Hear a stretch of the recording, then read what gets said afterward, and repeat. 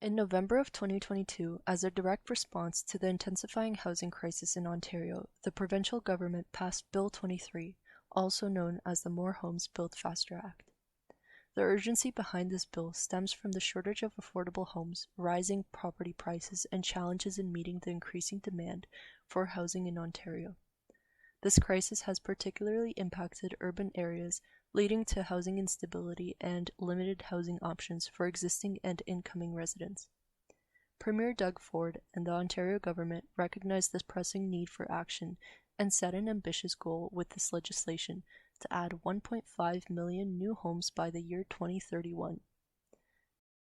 Bill 23, 77 pages long, stands as a legislative cornerstone in this approach, introducing substantial changes to existing acts and regulations crucial to the housing development landscape in the province. The scope of the bill embarks on the Development Charges Act, Planning Act, Municipal Act, and more. These changes signify a concerted effort to streamline and optimize the housing development process, aiming to alleviate the strain on the housing market and provide viable solutions to Ontarians in need of housing options. In this video, I will discuss the implications of Bill 23 and examine whether Bill 23 effectively bridges the gap between the growing demand for housing and the potential deepening of the housing crisis. The proposed changes to the Conservation Authorities Act under Bill 23 significantly limit the role of conservation authorities to their core mandate, primarily focused on natural hazards. This reduction in authority may facilitate suburban sprawl on the Greenbelt.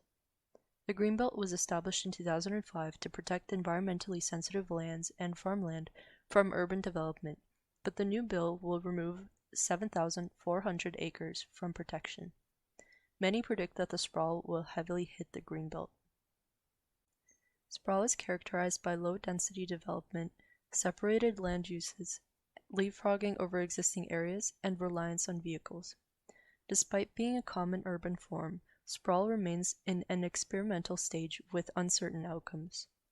The suburbs, where 81% of Canadians live, have grown significantly faster than city centres, raising questions about hidden costs. Municipal plans and zoning rules contribute to sprawl, but the demand for it is largely fueled by affordability. Economic factors such as lower housing and operational costs make suburbs attractive to residents and businesses. The affordability factor, rather than a personal preference, often influences decision to choose suburban living. That being said, however, with a rapidly growing population, these single-family suburban homes stretching into the Greenbelt will undoubtedly continue to be out of reach for middle and lower income class.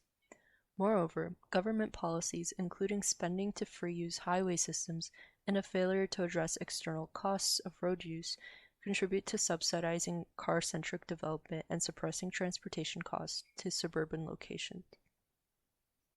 Bill 23 introduces affordability criteria for housing units offering development fee reductions for those meeting specific criteria.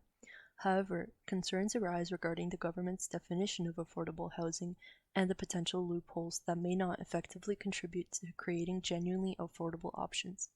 One prominent concern is the lack of explicit guarantees in Bill 23 to ensure the creation of affordable housing. Many argue that the proposed measures may not effectively compel developers to pass on savings or mandate the inclusion of affordable units. There seems to be a lack of incentives within the legislative framework to encourage the creation of genuinely affordable housing options, addressing concerns about potential unintended consequences. Bill 23's measures, including reduced development charges, changing to zoning rules, and amendments to the Planning Act, have implications for housing affordability in already established communities. Many advocate for intensifying development in existing areas to preserve green spaces and foster diverse housing options. The amendments to the Planning Act create a new provincial threshold for permitted construction, moving towards as-of-right zoning to meet the planned minimum density targets. Specifically, landowners are permitted to add 2 additional residential as-of-right on certain properties, fostering in-law suites, basement suites, and laneway or garden homes. Seemingly a step in the right direction in terms of affordability, many criticize the as-of-right amendments since there are no incentives for developers to make these units affordable. There is a gray area in the bill that does not address the potential of gentrification and does not protect existing tenants and future homeowners. The concerns raised by the public highlight the need for a thoughtful approach for balanced growth and community preservation. There is a major concern with the proposed changes to community engagement and public consultations. Now, public meetings before municipal decisions on subdivision plans and the restriction of appeal rights have been eliminated. This, in turn, diminishes community input and transparencies. These alterations could compromise the democratic decision-making process and limit opportunities for residents, community organizations, and environmental groups to voice their concerns. The bill introduces changes to development charges, aiming to stimulate housing development by providing exemptions for certain residential units and discounts for purpose-built rental apartments. However, the anticipated reduction in development charges could lead to a significant loss of revenue for municipalities. Mayor of Newmarket, John Taylor, highlights the expected property tax increases of 7 to 10% over the next 5 years as a direct consequence of managing the loss and development management costs. Municipalities express concerns about the need to hire more staff to handle planning and development processes, leading to increased budgetary requirements.